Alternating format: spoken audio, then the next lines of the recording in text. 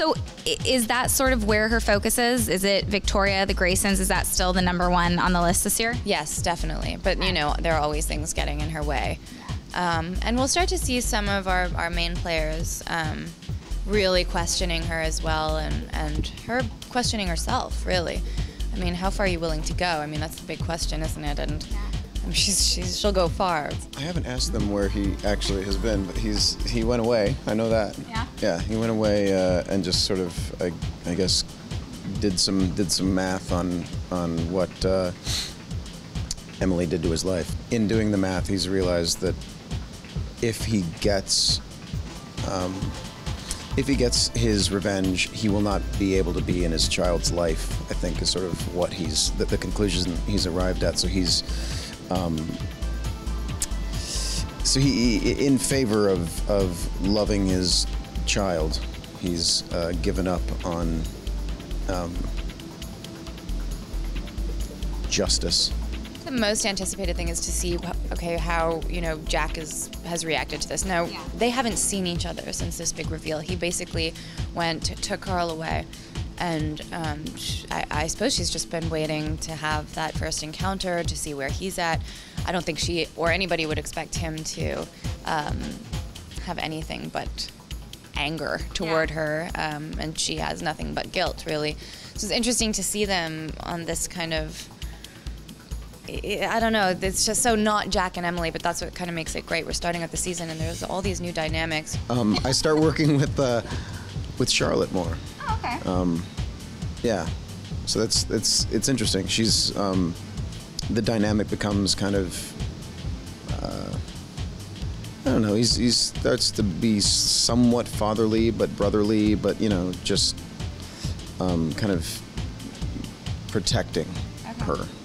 No one has to worry about a romance there yet, right? It's No. I think as soon as you say that, they're gonna worry. Oh God, no! You shouldn't even. You're awful for even having said it.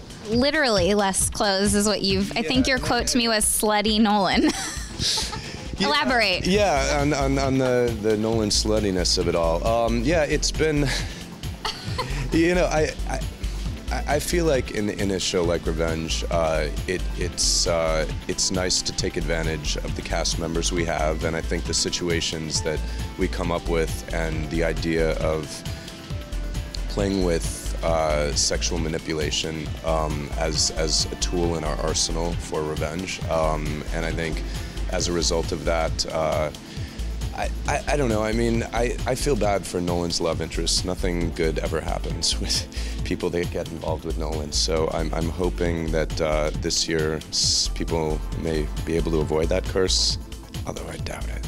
Nolem, Nemily, what have you. Yeah, it's like a house on fire, like Mason Treadwell's house on fire. Yeah, literally. It's hard to play those scenes because I'm just constantly playing a lie.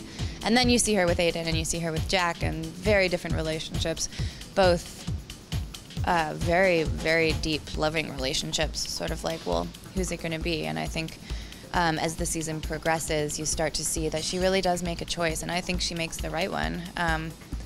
You know, and well, for now anyway, you know, everything gets messed up on this show. You know, she does some pretty questionable things and some really, really questionable things, and then the relationship starts to, I think, come episode 2, 3, it really begins to fray somewhat, and he realizes that maybe this isn't what he really wants, and maybe he wants to just focus on his career and be happy. The relationship isn't a happy one. Love. Yeah, I think I don't know what that was. That was my bad attempt at some like disco porno music. Yeah, there's a whole lot of loving going on this year. There's a whole lot of love.